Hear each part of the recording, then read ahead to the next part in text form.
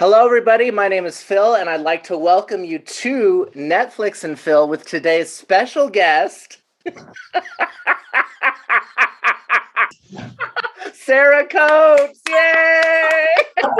Hi, Phil. Sara, how are you? I'm so good. I'm here to Netflix and Phil. I'm so excited. Well, thank you for taking the time to be with me today. And I'm so excited to interview you. We kind of met organically in our virtual online space at least a couple of years ago. And Wow. what do you remember about that, if anything? I remember twin flames. I remember Yep. two souls Yep. connecting through similar interests. Sure. And I remember a love of Drag Race. Because I can recall tweeting on Twitter incessantly about Drag Race, and your tweets would kind of mixed together. It's one of those things where there's two worlds, and then you see someone that you know like stuff you like, and then it's like bop, bop, bop, bop, bop, bop, bop, especially in the Drag Race world. So like anybody who has any form of kind of funny thing to say that talks about Drag Race, I'm like, follow, yes, friendship. And then we've made a couple videos together over our years, and our friendship has remained strong. And I completely agree. And you have been so supportive and kind whenever I throw something at you, idea, brainstorm, whatever it might be. You're like, yeah. And you participate. Yes. And if I can't, I'm like, I can't, but I love this idea. And I think you should go somewhere with it. And I think you are really brilliant at social media and creating videos, and your drag is incredible. And you're so funny, and you're a great writer. You're so kind to say that. Well, speaking of Drag Race, I want to go ahead and dive into my next question. So, first of all, I know you have a fascination with it, a love for it, and you're such a strong ally and supporter. Tell me, forever and always. I understand you were on an episode. Is that correct? I was. I was. I have had a love for Drag Race. So Jinx Monsoon, Jarrett, is a Seattleite, and I'm originally from Seattle. Okay. So that season is when I started watching, because we were in the theater community together.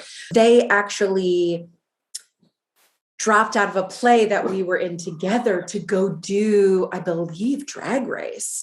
And they were doing like Fifth Avenue Theater and like incredible work. And so I was like, I need to see what this is all about. So that's kind of where my love for Drag Race started. So I started, was that season 4?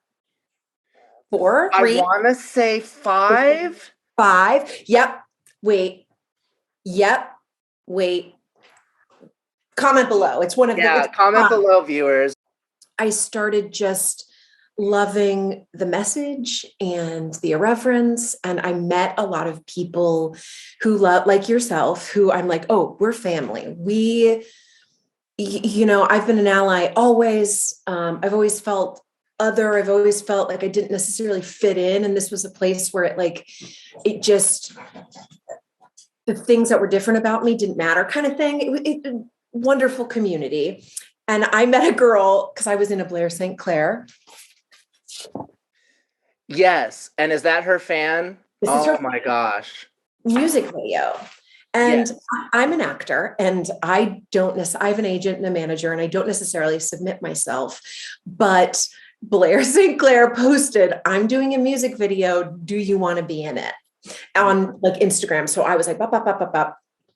And got in her music video, Irresistible. Thank you. Improvised all my lines. Thank you. Yep. And at that shoot, I met another gal who we had the same, her name's Joanna. We had the same love for Drag Race. And she invited me to be on an episode of Celebrity Drag Race. That long story came from that. And we were both like, we're not getting paid. We just love being here at Blair's music video. And we just took in every moment, and we're both comedians, and it was a blast.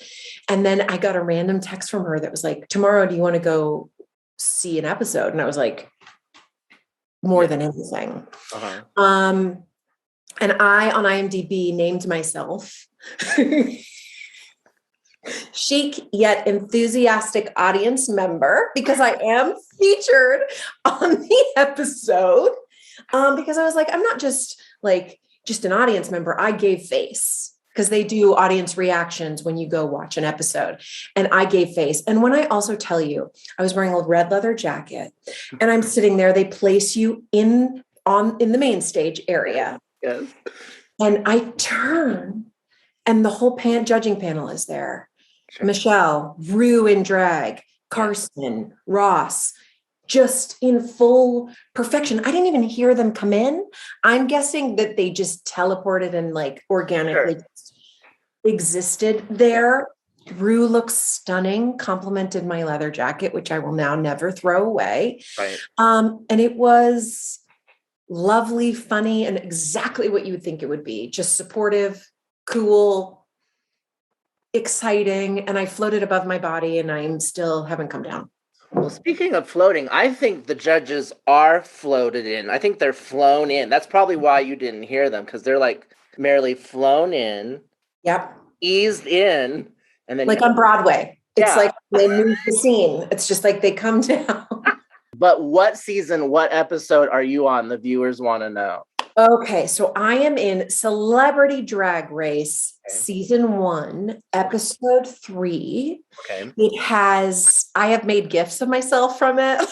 Good for you. Of course. It was the RuPaul roast episode. Excuse me if I don't remember the names, but the vet from Schitt's Creek was one of the celebs. Okay. One of the hosts of American Ninja Warrior was one of the celebs. And Kimchi, Bob, and Nina West were their queens matched with these celebs to do a roast and then also be in full drag. So I think another season of that is coming out. Rumor has it, but I could be wrong. Oh, you're right. Yeah. And I cannot tell much, but my friend went to another taping of it.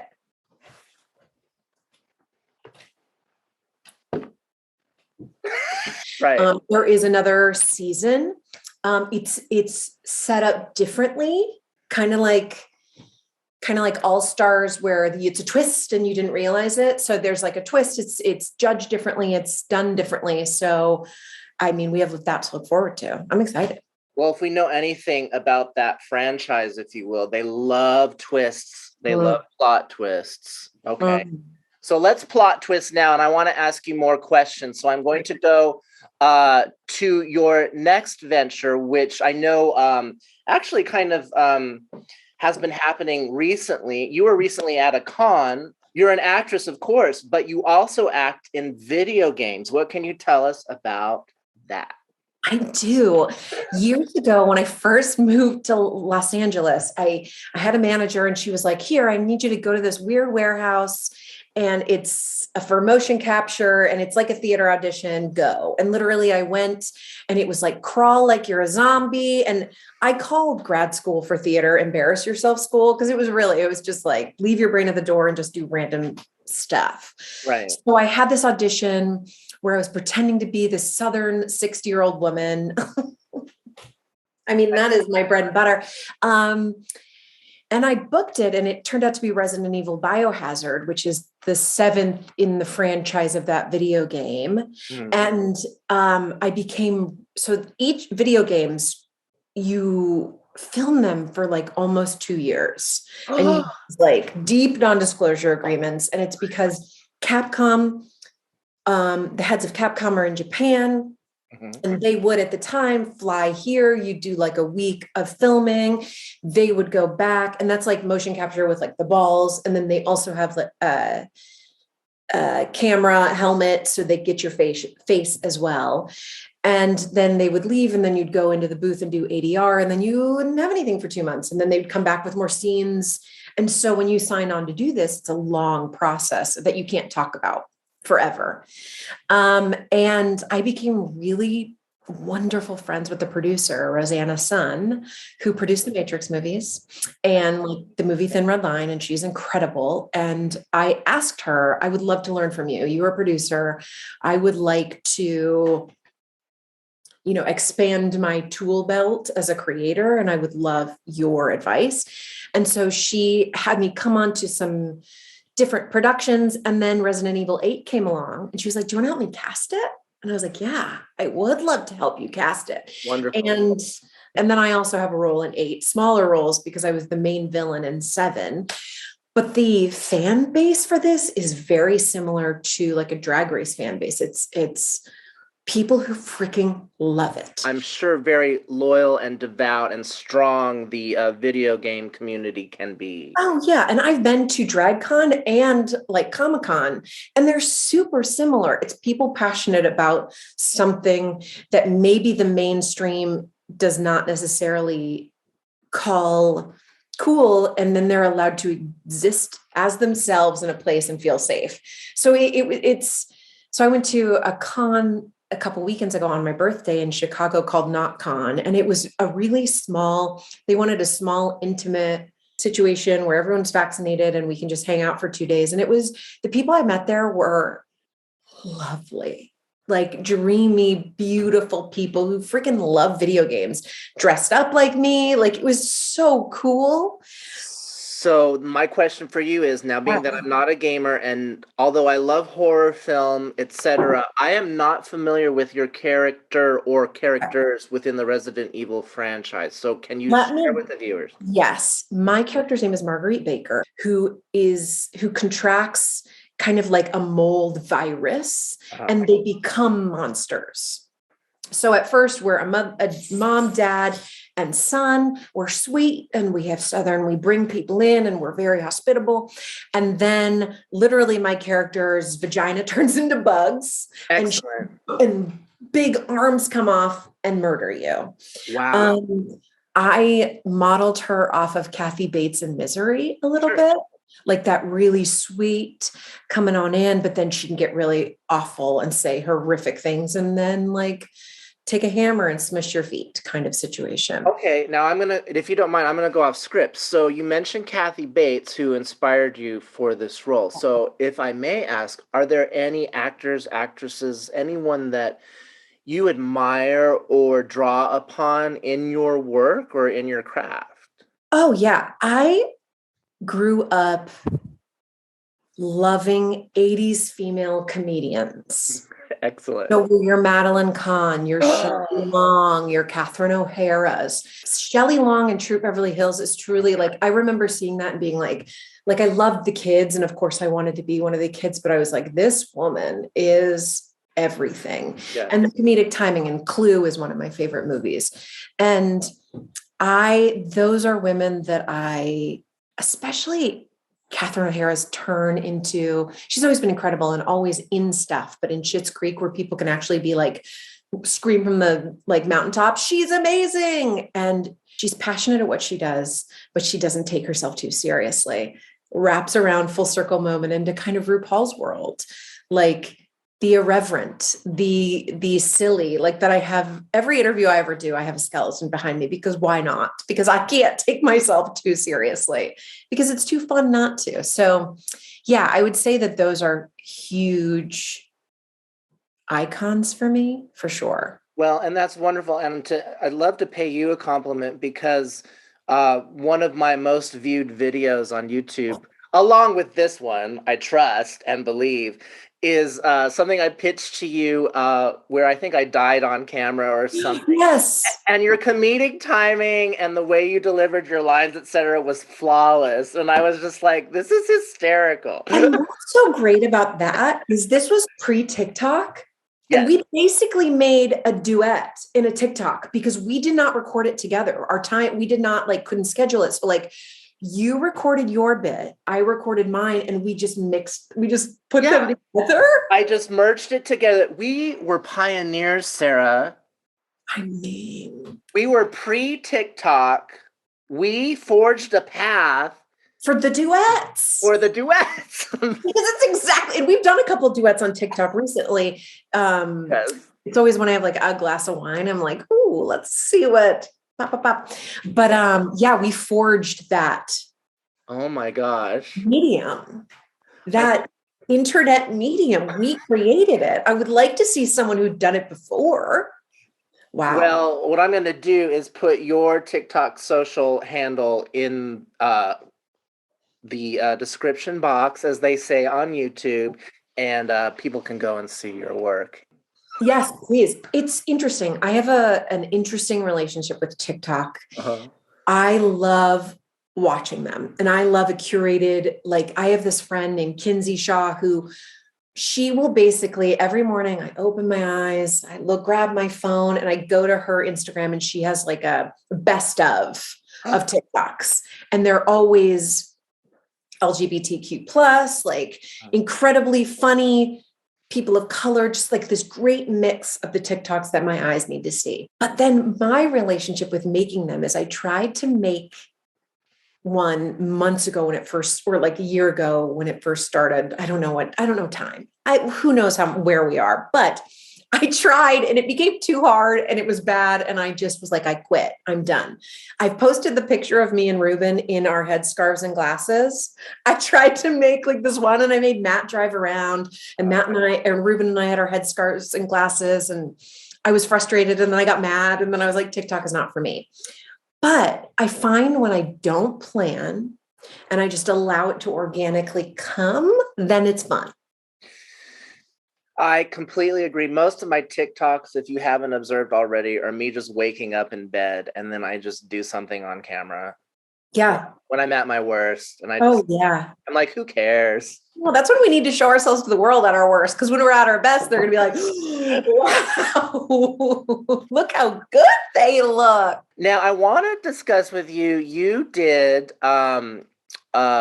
independent film called Lane, 1974, Yes. which got some accolades. And for me, what I have seen of it is quite the departure for you. You talked about being inspired by comedic actresses, but you took a real dramatic turn in this. Can you tell us? There's this wonderful woman named S.J. Chiro who adapted this from a book. And I knew her from the Seattle theater community, which is like this incredibly tight-knit group of people that have expanded into different states. And we kind of just always have our eyes out for one another. And she asked me to read for it years ago. And I do comedy a lot because I love it and I feel comfortable there. But I love doing some drama, so it was it and I got to work with Catherine Menning from The L Word. She played the lead, and she's truly like the most charismatic person that you've ever met, like exactly like her character on The L Word. Like she looks at you and you're like she sucks you in and you're like, oh, I get it. I get why you are where you are, because you are magnetic. And we went to Northern California and shot on a real commune. So it's about, it's a true story about little girl, Lane, growing up in 1974 with her mom, Kate Menning played her mom, and they grew up on a commune. And SJ, the director, her parents, she grew up the same way. She didn't write the book that it's based on, but she grew up the same way. And we actually shot a lot of the film at her mom's commune where people were working, like cooking, picking stuff, and in that little town, you go to a local coffee shop and there's those little signs where you can rip a tag. And it's like, I can do this, like I can cook and clean for you. Can I live at your house for free? So it's like this really kind of cool community where it's not like Los Angeles or a big city where it's like pays $8,000 a month for rent, that kind of thing. It's like, I can cook and clean if you give me shelter. And so it was interesting to be kind of fully immersed in that world. And I don't want to spoil it or anything, but if someone, if anyone viewing wants to check it out, it is Lane 1974. Anywhere you can watch stuff. It is online. Yeah, I saw it's available on Prime Video as being one of the platforms, so you can check it out there. Cool.